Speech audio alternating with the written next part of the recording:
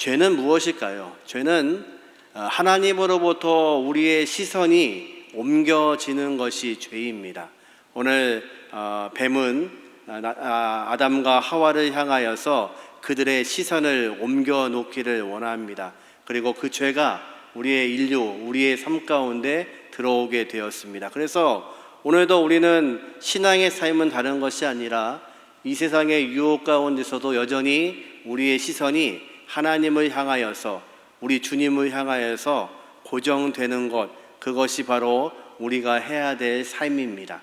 오늘도 이 말씀을 통해서 죄, 우리의 시선이 어떻게 변화되었는지를 나눔을 통해서 저와 여러분에게 말씀하시는 이 아침이 되시기를 주님의 이름으로 축원합니다. 먼저 3장 1절에 보니까 이 뱀은 어떤 존재인지를 상반절에 이렇게 기록합니다. 같이 한번 읽어보죠. 그런데 뱀은 여호와 하나님이 지으신 들짐승 중에 가장 간교하니라. 뱀은 가장 간교한 들짐승이라고 성경은 말씀하십니다. 간교하다는 단어의 원래 뜻은 지혜롭다는 뜻입니다. 우리 잠언의 말씀에 지혜라는 말씀이 계속 등장되죠. 그 단어와 이 단어가 같은 단어입니다. 그런데 대상에 따라서 잘못하는 그 지혜를 가지고 잘못 사용하는 대상에 대해서는 간교하다 이렇게 번역을 했고, 하나님의 생각대로 살아가는 것, 그것은 지혜라고 번역을 했습니다. 그렇다면 이 뱀은요 가장 지혜로운 짐승이었습니다. 그런데 그 지혜를 지금 어디에 쓰고 있냐면 인간들을 유혹하는 데에 사용하고 있습니다. 지금 뱀이 어떻게 유혹을 했는지 1장 후반절 말씀을 같이 읽어보죠. 뱀이 여자에게 물어 이르되 하나님이 참으로 너희에게 동산 모든 나무의 열매를 먹지 말라 하시더냐. 참 이 뱀이 지혜롭습니다. 그래서 여자에게 그의 시선을 하나님께로부터 빼앗기 위해서 질문을 하고 있는데 이 질문이 굉장히 지혜롭습니다. 지금 하나님께서 아담과 하와에게 에덴을 창설하시고 그곳에 있는 모든 것들을 허락하셨습니다. 하나님이 주신 것은 무엇이냐면요, 그 에덴에 있는 모든 나무의 실과를 어떻게 해요? 먹으라고 하셨습니다. 누릴 수 있다고 말씀하셨습니다. 다만 동산 가운데에 있는 선악을 알게 하는 나무의 열매만 금하셨습니다. 그것을 먹으면 정령 죽으리라, 반드시 죽으리라. 하나님은 그 나무 하나만 제한을 하신 겁니다. 근데 지금 뱀은요 여자에게 어떻게 질문하냐면 모든 것을 일반화시킵니다. 하나님이 이 동산에 있는 모든 나무의 열매를 먹지 말라고 했느냐, 부정문으로 묻고 있는 겁니다. 여인이 헷갈리는 거죠. 들은 거하고는 다르잖아요. 하나님은 다 먹으라고 하셨는데 그 중에 하나, 선악을 알게 하는 나무만 먹지 말라고 했습니다. 그러자 여인이요 이 말을 듣고 흔들리기 시작합니다. 2절 말씀에 보니까 여인이 이렇게 말하죠. 여자가 뱀에게 말하되 동산 나무의 열매를 우리가 먹을 수 있으나, 참입니까 거짓입니까? 참입니다. 하나님이 다 먹게 하셨습니다. 뱀은 뭐라고 물어봤냐면 다 먹지 말라고 했느냐? 그건 아니거든요. 아니요, 다 먹을 수 있다고 했습니다. 그러고 남는 게 뭡니까? 하나님 말씀하신 선악을 알게 하는 나무가 남지요. 이 나무를 설명하는데 여인이 흔들립니다. 3절 말씀 한번 같이 한번 읽어보죠. 동산 중앙에 있는 나무의 열매는 하나님의 말씀에 너희는 먹지도 말고 만지지도 말라, 너희가 죽을까 하노라 하셨느니라. 여자가 지금 흔들렸습니다. 여인의 시선이 뱀이 말하고 있는 그 질문을 듣다 보니까 시선이 하나님께 있지 않고 흔들리고 있습니다. 무엇이 잘못됐나요? 하나님 말씀에 먹지도 말고, 맞습니다. 만지지도 말라, 하나님 그렇게 말씀하신 적이 없지요. 또 하나, 그것을 먹으면 너희가 죽을까 하노라, 아닙니다. 하나님은 이렇게 말씀하셨습니다. 정녕 죽으리라. 다시 말하면 반드시 죽으리라. 그 선악을 알게 하는 나무를 먹으면 반드시 죽게 될 것을 말씀하셨는데요, 이 여인은 뭐라고 하냐면 죽을까 하노라. 이 말은 원문대로 읽으면 이런 뜻입니다. 그것을 먹으면 아마 죽지는 않을 거예요, 이런 뜻입니다. 죽지 않는다는 데에 방점을 둔 답입니다. 무엇이 흔들리고 있는지 아시겠습니까? 하나님으로부터 시선이 멀어지기 시작하면, 뱀의 유혹에 따라서 뱀의 이야기를 듣기 시작하면 그 시선이 하나님으로부터 옮겨지기 시작합니다. 여러분, 죄는 다른 것이 아닙니다. 우리를 창조하시고 우리에게 말씀하기를 원하시는 전능하신 하나님, 그리고 그 하나님은 천지를 만드시고 에덴을 만드시고 완벽하게 창조해 놓으셨습니다. 그리고 그곳에 있는 모든 것을 다 누리라고 우리에게 허락해 주셨는데, 내가 받은 모든 것들, 누릴 수 있는 모든 것들은 기억하지 않고 하나님이 금하신 것 하나에 시선을 두고 있는 것, 그것이 바로 죄입니다. 하나님은 왜 선악과를 만드셨을까요? 에덴의 선악과를 안 만들어 놓으셨으면 인류가 범죄할 일도 없을 텐데요. 하나님이 선악과를 만드신 이유는 한 가지입니다.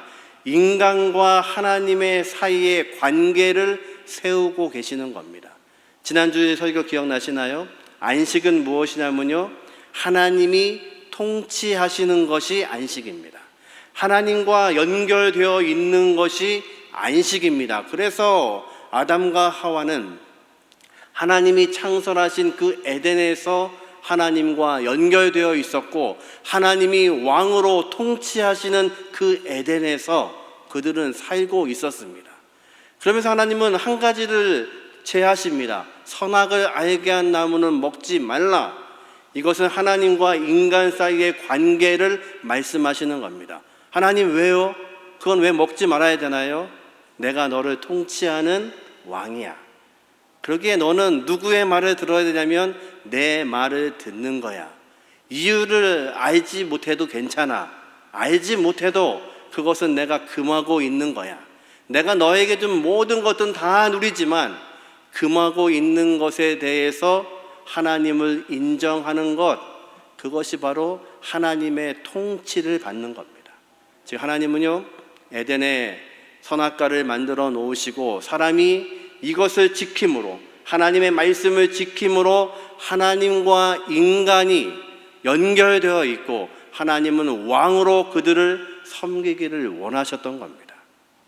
조금 전에 우리에게 특성 들은 것처럼 한 달란트 받은 사람, 어떤 것이 문제였나요? 그 한 달란트 받은 사람은요, 이것을 땅에 묻어두었습니다. 왜요? 오해가 생긴 겁니다. 왜 주인이 나에게 한 달란트를 주었는지 알고 싶은 겁니다. 근데 그것은 그가 알 것이 아닙니다. 하나님이 한 사람에게는 5달란트, 한 명에게는 3달란트, 나에게는 1달란트. 왜 나한테만 1달란트를 주셨나? 그것은 그가 알 몫이 아니라 주인이 그에게 그렇게 하신 겁니다. 나머지 사람들은 그걸 가지고 가서 최선을 다하여 남겨가지고 옵니다. 근데 1달란트 받은 사람들은요, 주인에 대한 오해가 생긴 겁니다. 왜 나한테만? 그래서 주인은 마음이 굳은 사람이구나. 내가 이것을 잘못 사용하면 주인에게 혼나겠구나. 주인을 오해하는 겁니다. 관계가 깨어진 겁니다. 그래서 1달란트 맡은 자에게 주인이 뭐라고 하냐면 악하고 게으른 종아. 아니, 게으른 것은 인정이 됩니다. 아무것도 안 하고 가져왔으니까 게으르다고 하시는 말씀은 이해가 되는데 왜 그것이 악할까요? 주인과의 관계가 깨어졌기 때문에 악한 겁니다. 악하다는 말씀은 하나님을 대적한다는 말씀입니다. 이 종이 지금 주인을 대적하고 있는 겁니다. 주인의 마음을 알지 못하는 겁니다. 주인과의 관계가 깨어진 겁니다. 그래서 주인은 그 종에게 악하다고 이야기하는 겁니다. 지금 인간은요, 이 뱀의 유혹에 빠져서 시선이 하나님으로부터 멀어지고 있습니다. 그랬더니요, 하나님이 하신 말씀이 희미하게 살아 있습니다. 정확하게 알지를 못합니다. 그리고 여전히 나도 그 한 가지, 하나님이 금하신 그것까지도 다 알고 싶은 것, 그것이 인간의 죄성입니다. 여러분, 교만은 다른 것이 교만이 아닙니다.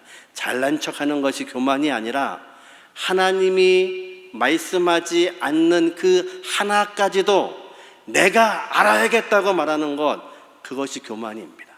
하나님은요, 인간과 하나님 사이의 관계를 위해서 선악과를 지으십니다. 그리고 명령하시는 겁니다. 저것만큼은 먹으면 정령 죽으리라. 그것을 지킴으로 하나님이 나의 왕 되심을 인정하라는 것입니다. 그것이 깨어지면 이제 에덴이 깨어지기 시작합니다. 이 말을 들은 하와가 이제 어떤 말을 하냐면, 그거 먹으면, 그거 만지면 안 된다고 하신 것 같고, 그거 먹으면 죽을지도 모르는데 죽지는 않을 것 같아요. 이렇게 뭔가 흔들리고 있습니다. 그럴 때 사람은요, 누군가가 그것이 아니라고 말해줘야 그것을 시작합니다. 사단이요, 그거를 잘 알지요. 뱀이 여인에게 이렇게 말합니다. 4절 말씀 같이 한번 읽죠. 뱀이 여자에게 이르되 너희가 결코 죽지 아니하리라. 사단이 얼마나 확신에 차게 말하는지 모릅니다. 아니, 안 죽어. 네가 생각하는 것처럼 안 죽어. 그거 먹어도 하나님 말씀하신 대로 살지 않아도 안 죽어. 이렇게 말합니다. 6절 말씀 같이 한번 읽어보죠. 여자가 그 나무를 본즉 먹음직도 하고 보암직도 하고 지혜롭게 할 만큼 탐스럽기도 한 나무인지라. 여자가 그 열매를 따먹고 자기와 함께 있는 남편에게도 주매 그도 먹은지라. 놀라운 일이 벌어지죠. 이 여인이요, 아담과 하와가요, 그동안 하나님과 함께 할 때에는 선악과에 대해서 관심이 없었습니다. 하나님이 금하신 나무, 그거 외에는 관심이 없었습니다. 왜냐하면 그 외에 모든 풍성함을 다 주셨기 때문에. 그것을 누리고 있을 때에는 선악과에 관심이 없었는데, 이 뱀의 말을 듣고 결코 그것을 먹어도 죽지 아니리라, 그 말을 듣고 여인이 무엇을 보았다고요? 그 열매를 본즉, 그 나무를 본즉, 그때서 그 나무가 눈에 들어오는 겁니다. 관심이 없었던 하나님의 생각, 하나님이 금하신 것 관심을 두지 않았던 그 생각에서 관점이 바뀌고 뱀이 다른 생각을 넣어주자 그 여인이 무엇이 보이냐면 이제서 그 나무가 보이는 겁니다. 그랬더니요, 그 나무에 있는 열매가 어떻게 보이죠? 먹음직도 하고 보암직도 하고 지혜롭게 할 만큼 탐스럽기도 합니다. 이것이 인류에게 속삭이고 있는 사단의 음성입니다. 왕이 되라는 겁니다. 지혜롭기도 하고 탐스럽기도 하고 먹음직도 하고 모든 것을 줄 것 같은 그것, 그 금단의 열매를 우리에게 사단은 오늘도 제시를 하고 있습니다. 예수님이 하루는 10명의 문둥병자를 만납니다. 10명의 문둥병자가 그를 찾아옵니다. 아마도 그 10명의 문둥병자는 각각 자기의 삶이 달랐을 겁니다. 아마 병 걸리기 전에 그의 신분들도 다 달랐을 겁니다. 그런데 지금은 모두와 똑같은 문둥병자입니다. 살이 썩어져 가고 있고 생명을 잃을 수밖에 없는 병입니다. 날 수 있는 방법이 없습니다. 그래서 예수님을 찾아왔습니다. 주님이 명령하시죠. 제사장에게 가서 너희 몸을 보여라.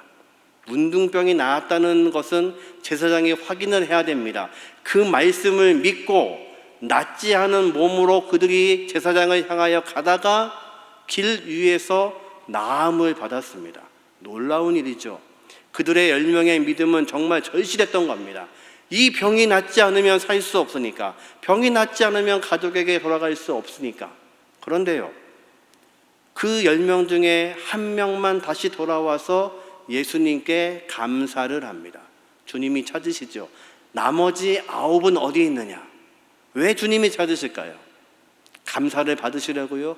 아니, 이런 놈들 와서 인사는 해야지, 그런 뜻인가요? 아닙니다. 그들은 10명이 함께 와서 문둥병을 치료해달라고 말할 때에는 그 인생의 가장 큰 문제가 문둥병이었습니다. 그런데 그 뒤에서 나았습니다. 낳자마자 9명에게는 해야 될 것이 생각나는 겁니다. 가족에게 어떻게 돌아갈까? 다시 돌아가서 어떻게 살아야 되나? 어떤 인생을 살아야 되나? 다시 이 땅을 향하여서 끊임없이 보여지는 욕심과 욕망이 보여지는 겁니다.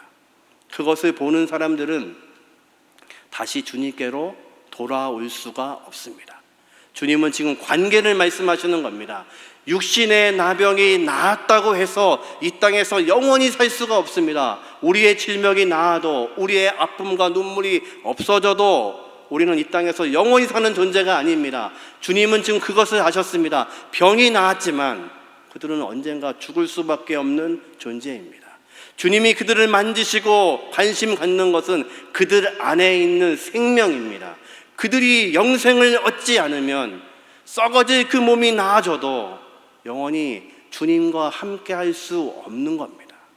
주님의 관심은 어디에 있냐면 관계와 생명에 있습니다. 죄, 하마르티아, 이 원래의 뜻은요, 관역을 향하여 활을 쏘았는데 활이 관역에서 벗어나갔다는 뜻입니다.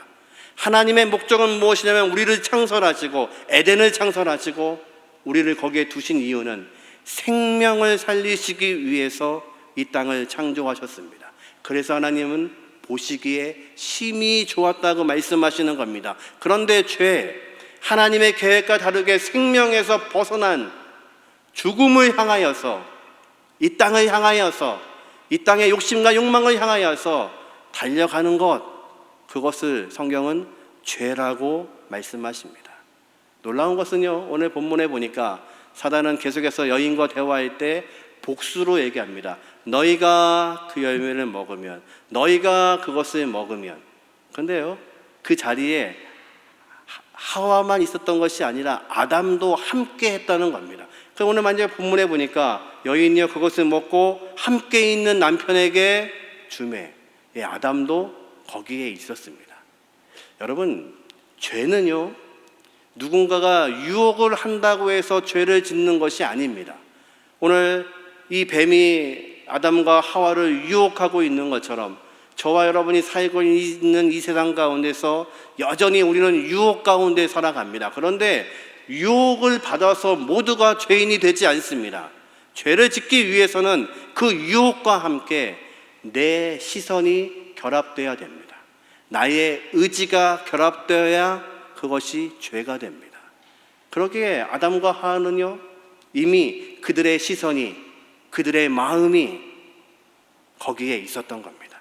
그래서 뱀의 유혹과 그들의 시선이 결합되자 그들은 이제 하나님이 금하신 그 열매를 먹게 됩니다. 그러면 이제 그 열매를 먹었으니까 뱀의 말한 것처럼 그들의 눈이 밝아져서 어떻게 되었을까요? 본문 7절에 이제 그 기록을 기록합니다. 7절 같이 한번 읽어보죠. 이에 그들의 눈이 밝아져 자기들이 벗은 줄을 알고 무화과 나무 잎을 엮어 치마로 삼았더라. 아멘. 놀라운 것은 그들이 말한 것처럼, 뱀이 말한 것처럼 너희가 그것을 먹으면 눈이 밝아져서 하나님처럼 돼.